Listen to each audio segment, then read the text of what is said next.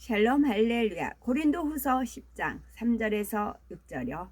우리가 육신으로 행하나 육신에 따라 싸우지 아니하노니 우리의 싸우는 무기는 육신에 속한 것이 아니요 오직 어떤 견고한 진도 무너뜨리는 하나님의 능력이라.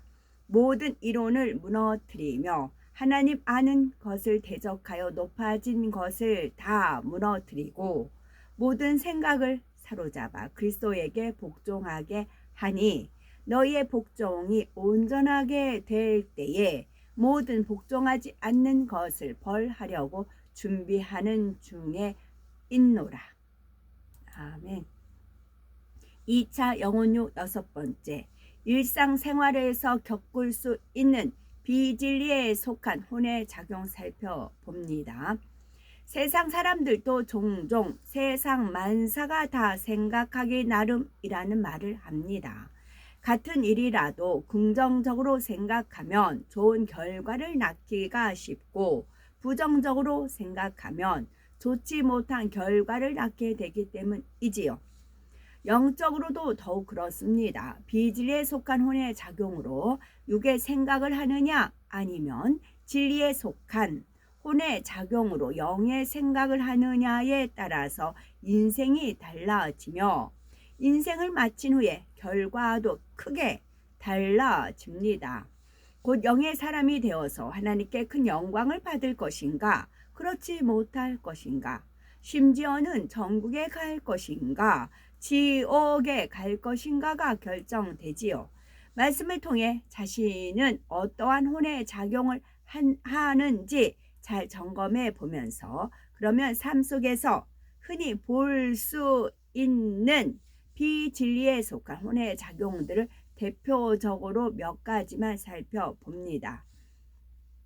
첫째로 서로 이해하지 못하고 품지 못하는 경우가 있고, 둘째로 판단하는 경우가 있습니다. 셋째는 정죄하는 경우이고, 넷째는 말을 잘못 전달하는 경우입니다. 다섯째는 감정입니다. 첫째로 서로 이해하지 못하고 품지 못하는 경우입니다. 사람이 살아가다 보면은 나름대로의 취향이나 가치관 혹은 옳다 하는 것에 대한 틀이 생깁니다. 옷을 입는 것만 보아도 화려하고 특이한 디자인을 좋아하는 사람이 있는가 하면 단순하고 깔끔한 디자인을 좋아하는 사람이 있지요. 같은 영화를 보아도 어떤 사람은 재미있다고 하는데 어떤 사람은 지루하다고 합니다. 똑같은 사람을 보고도 한 사람은 시원하고 화통하게 보인다고 하는데 다른 사람은 경솔하고 성급하게 보인다고 생각을 하지요. 그러다 보니 기질이 비슷한 사람끼리는 좋아하고 쉽게 친해지지만 그렇지 못한 사람에 대해서는 불편한 느낌을 갖는 것입니다. 둘째로 판단하는 경우인데요. 어떤 사람이나 사물에 대해서 자기의 틀이나 느낌 등으로 단정을 짓는 것입니다. 이런 일들은 서로 다른 문화를 가진 사람들 속에서 쉽게 찾아볼 수가 있지요. 예를 들어서 식탁에서 코를 풀면 무례하고 교양 없는 행동으로 여기는 나라가 있는가 하면은 그렇지 않은 나라도 있습니다. 또 초대받았을 때 음식을 남기면 무례하다고 여기는 나라가 있는가 하면 그릇을 깨끗이 비우면 교양이 없는 행동이기에 반드시 약간은 남겨놓아야 한다는 나라도 있지요.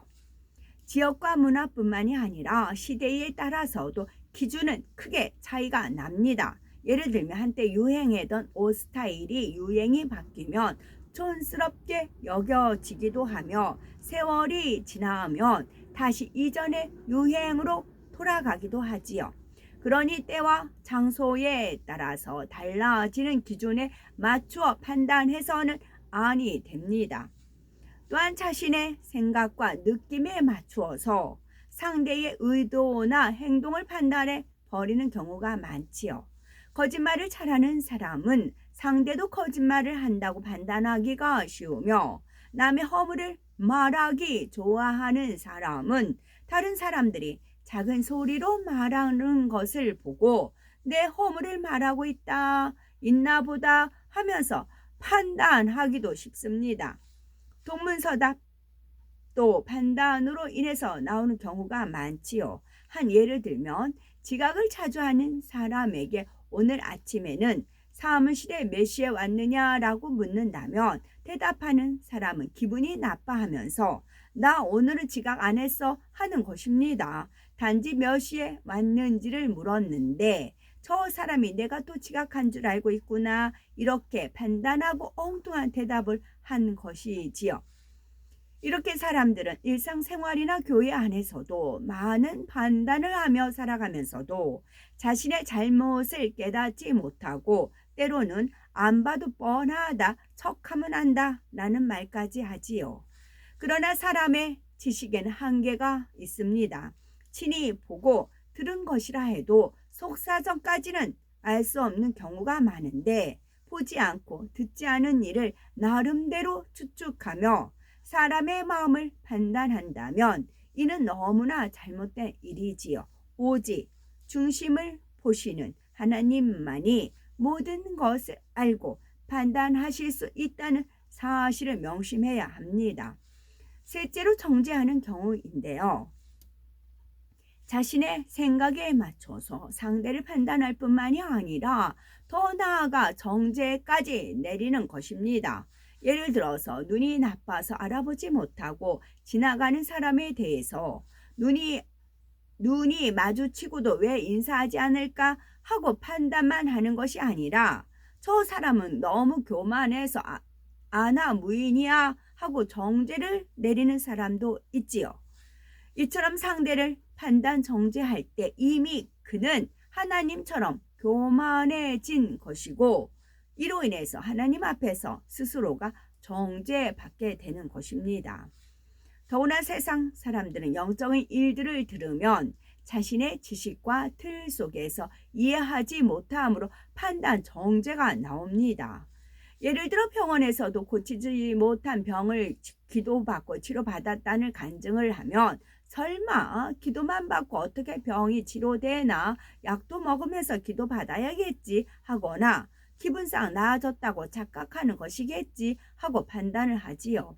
때로는 간증하는 사람이 거짓말을 하고 있다고 정죄하는 경우도 있습니다.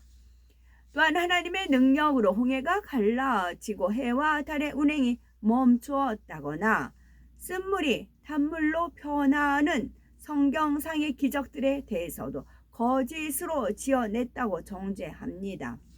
한치 앞도 모르는 인생이 전능하신 창조주 하나님의 역사를 판단하고 정죄하는 어리석음을 범하고 있는 것이지요. 어떤 사람들은 하나님을 믿는다 하면서도 성령의 역사를 판단 정죄합니다.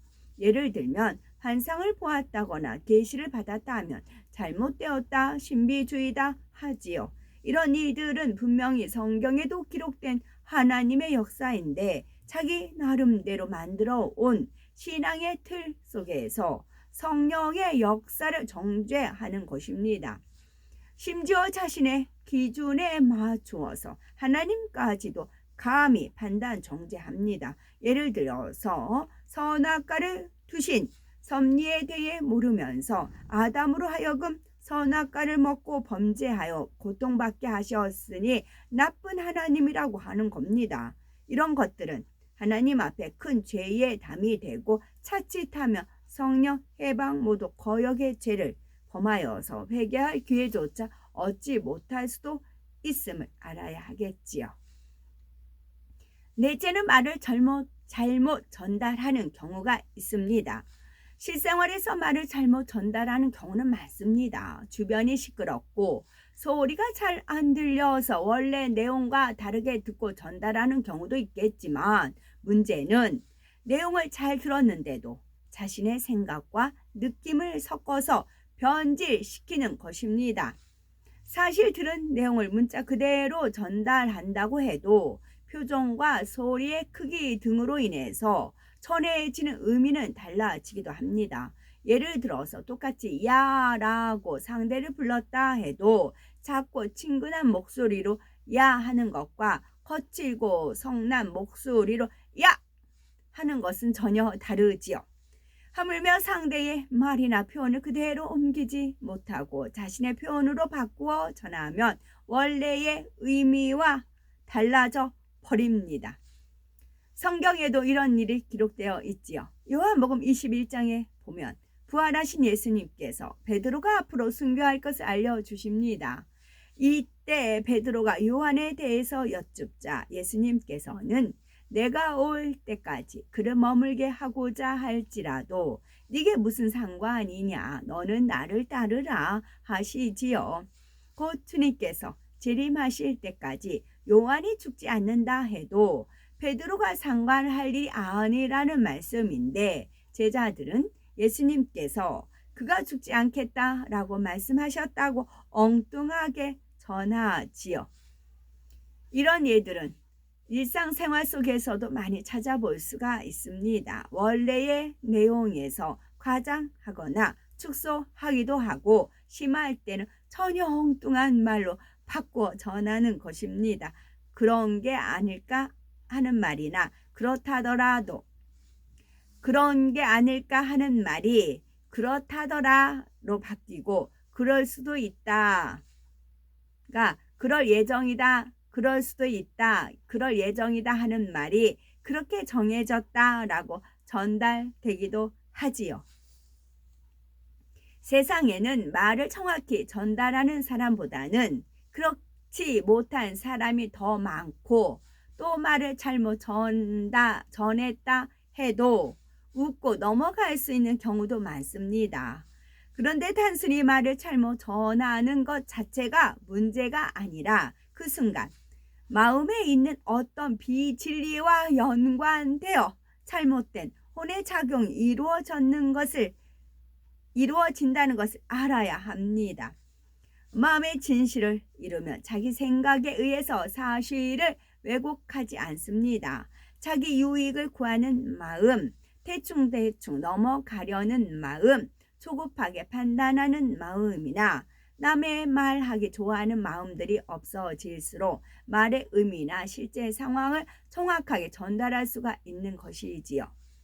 그러기에 말을 잘못 전달하는 일이 나에게는 얼마나 있는가 돌아보는 것이 결국 나는 얼마나 비진리에 속한 혼의 작용을 하고 있는가를 깨달을 수 있는 하나의 적도가 됩니다. 다섯째로 감정인데요. 서운해하고 섭섭해하며 자존심 상하거나 낙심하고 시기하며 분내는 것 등 육적인 감정으로 인해서 비진리에 속한 혼의 작용이 나오는 것입니다. 우리가 살아가면서 접하게 되는 상황에서 어떤 감정을 품고 어떤 생각을 하는지는 결국 자신의 마음 먹기에 달려 있습니다. 악한 감정을 가지면 생각도 행동도 악해지는 반면 선한 감정을 가지면 보고 듣고 좋게 생각하여 선한 행동도 나오는 것입니다. 성경에 보면 베드로가 예수님께 책망을 들은 장면들이 기록되어 있는데, 이때 베드로는 예수님께 서운해하거나 어떤 감정을 품지 않았습니다. 그는 예수님께서 이런 말씀을 하시는 데는 항상 그럴 만한 이유가 있음을 믿었기에 한 점 감정 없이 동일하게 예수님을 섬겼고 변함없이 존경과 사랑으로 붙쫓았습니다. 이렇게 영으로 생각해 나간 베드로는 결국 권능을 행하는 큰 사도가 되었지요. 반면에 가룟 유다는 어떠합니까? 베다니 마리아가 예수님께 향유를 부어 드릴 때 가룟 유다는 가난한 사람들을 생각하는 척 향유를 아까워하며 마리아를 비난했습니다. 이때 예수님께서는 가룟 유다의 편을 들어주시지 않고 영적인 섭리 가운데 예수님의 장사를 예비하는 마리아를 칭찬하셨지요. 그리고 가룟 유다에게 네가 틀렸다, 왜 영적으로 생각하지 못하느냐라고 하신 것도 아니고 너는 왜 나를 속이고 도적질하느냐라고 책망하신 것도 아닙니다. 그런데도 유다는 자신의 말을 인정해 주시지 않는 예수님에 대해 불만과 감정을 품게 되었는데, 이런 감정들이 쌓이다 보니 사단이 주는 생각을 받아들여 예수님을 배신할 계획을 짜게 되었고, 결국 예수님을 파는 죄를 지었던 것입니다. 예수님의 제자였던 그가 이렇게 멸망의 길로 가게 된 것은 그만큼 평소에도 원수마귀 사단의 역사를 따라 악한 생각을 쌓아왔기 때문입니다. 혼의 비진리에 속한 혼의 작용 중 5가지를 살펴보았습니다. 이는 근본적으로 마음의 악과 연결이 되는 것입니다. 이러한 비진리에 속한 혼의 작용을 영의 생각이 아니라 육신의 생각이기 때문에 결국 사망을 낳게 되며 또 마음에도 평안이 임하지 못합니다. 그러므로 우리 스스로를 잘 점검하여서 비진리의 생각들은 신속하게 버리고 온전히 진리로 보고 듣고 생각하며 말하고 행동할 수 있어야 합니다.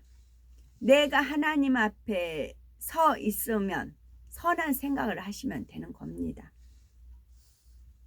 내가 악한 생각, 나쁜 생각 쭉 여기 감정들이 나왔죠. 살펴볼게요. 서로 이해하지 못하고 품지 못하는 생각, 판단하는 경우, 정죄하는 경우, 말을 잘못 전달하는 경우, 감정입니다. 내가 하나님 앞에 어떻게 서 있느냐, 그것으로 비추어서 하면 많이 그 비질에 속한 혼의 작용을 버릴 수가 있습니다. 하나님 앞에, 내가 하나님 앞에 있다, 하나님이 나를 보신다 생각하시면 될 것 같아요. 아멘.